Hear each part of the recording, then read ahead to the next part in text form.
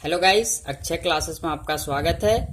हम लोग आज देखेंगे पार्ट थर्ड वीडियो, यूरोप में राष्ट्रवाद का उदय। हम लोग पार्ट 2 का वीडियो तक अपलोड कर चुके हैं। अगर आप लोग को वीडियो चाहिए तो जाके मेरे देख लीजिएगा यूट्यूब चैनल पे। मेरे यूट्यूब चैनल का नाम है Akshay classes for class 10th। आज हम लोग देखेंगे पार्ट थर्ड वीडियो। अपने शासन वाले क्षेत्रों में शासन व्यवस्था को ज्यादा कुशल बनाने के लिए नेपोलियन ने क्या बदलाव किया? उत्तर में नेपोलियन फ्रांस का सम्राट था। उसने अपने शासन वाले क्षेत्रों में शासन व्यवस्था को कुशल बनाने के लिए कई परिवर्तन किया, जिनमें निम्नलिखित मुख्य है। पहला क्या है गाइस, देखेंगे।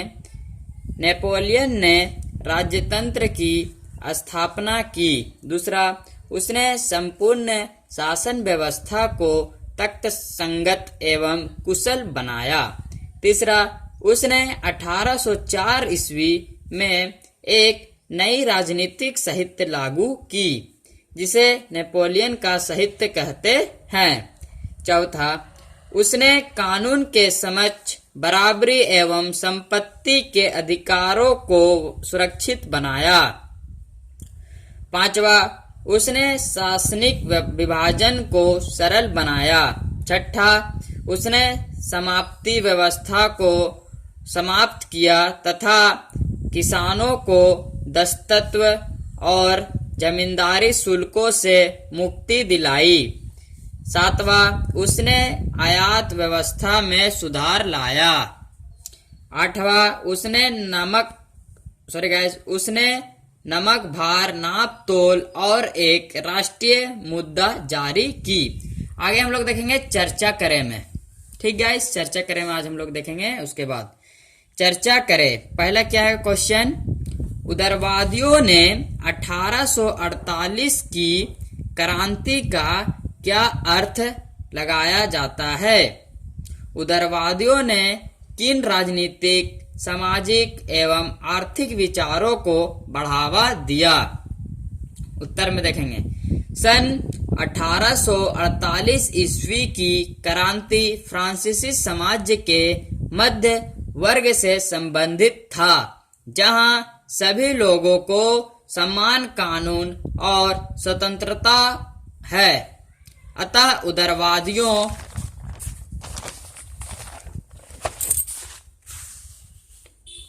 ने राजनीतिक, सामाजिक एवं आर्थिक विचारों को इस प्रकार बढ़ावा दिया। देखते किस प्रकार बढ़ावा दिया है। पहला क्या चीज है, राजनीतिक विचार। उदारवादियों ने समाप्ति वाले सरकार बनाने पर विचार किया। राजतंत्र के स्थान पर मताधिकार द्वारा राष्ट्रीय असेंबली का चुनाव पर बल दिया। दूसरा, सामाजिक विचार। राज्य के सभी नागरिकों को समानता प्रदान किया गया। मत देने और प्रतिनिधि सरकार बनने का मांग कर रहे थे। पहले यूरोप में मताधिकार लागू नहीं था। महिलाओं को उन्हें पिता और पतियों के अधीन कर दिया गया। महिलाओं ने क्रांति में बढ़ चढ़कर हिस्सा ली थी, किंतु उन्हें मताधिकार से वंचित कर दिया गया। तीसरा अधिकार क्या है सो देखते हैं। आर्थिक विचार। उदारवादियों बाजारों की मुक्ति के पक्षधर थे। उदारवादियों ने किसानों को भू दासत्व और जमींदारी शुल्क से मुक्ति दिलाई, यानी कि मुक्ति दिलाई। अगला गाइस, अगला क्वेश्चन क्या है, क्वेश्चन काटा हुआ। बाल्कन प्रदेशों में राष्ट्रवादी तनाव के कौन कौन कारण थे? उत्तर में देखेंगे। सन 1871 के बाद बाल्कन प्रदेश यूरोप में राष्ट्रवादी तनाव का मुख्य कारण था। इसके अंतर्गत कई प्रदेश जैसे रोमानिया, बुल्गारिया, यूनन, मेरिस्ट्रोमी सर्वे इत्यादि शामिल थे। अतः राष्ट्रवादी तनाव के निम्नलिखित कारण मुख्य थे। पहला कारण, ओस्टोमा साम्राज्य की स्थिति दयनीय। ओस्टोमा प्रदेश कमजोर एवं शक्तिहीन बन चुका था। दूसरा कारण, राष्ट्रवाद की भावना का विकास। साम्राज्य के अधीन राष्ट्रों में राष्ट्रवाद की भावना तेजी से पनपती जा रही थी। उसके बाद तीसरा कारण, स्वतंत्रता की चाह। बाल्कन प्रदेश के प्राय सभी लोगों ने यह भावना जगा रही थी कि वे स्वतंत्र हो जाए। चौथा, बाल्कन प्रदेश में ईसाइयों की भावना। प्राय सभी बाल्कन प्रदेश एक दूसरे राज्यों से ईसाई घृणा की भावना रखते थे। पांचवा, अपनी शक्ति बढ़ाने की चाह। प्रत्येक राज्य अपने लिए अधिक से अधिक प्रदेश को अपने कब्जा में रखना चाहते थे।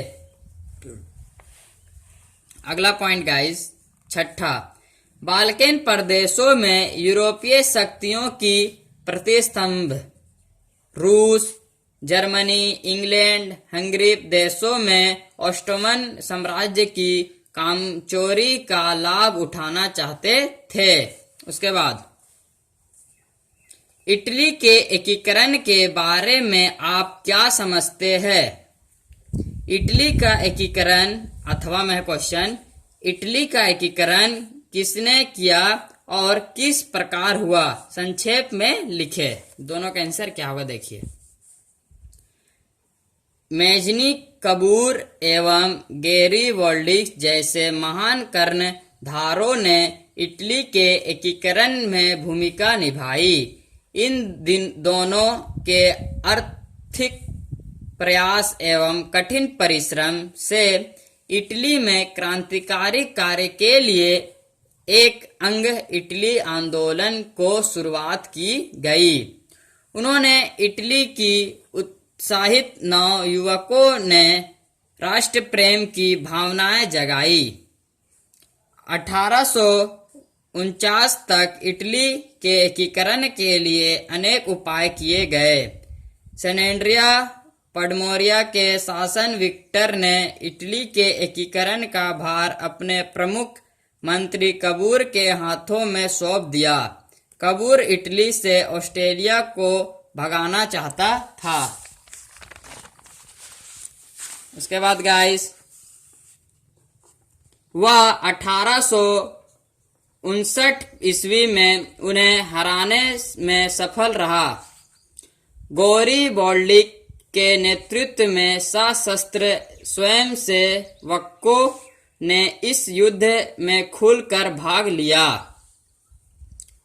1860 में दक्षिणी इटली के क्षेत्रों में कुछ अमेरिकन करने वाले स्पेन शासन से इन क्षेत्र को आजाद कर दिया।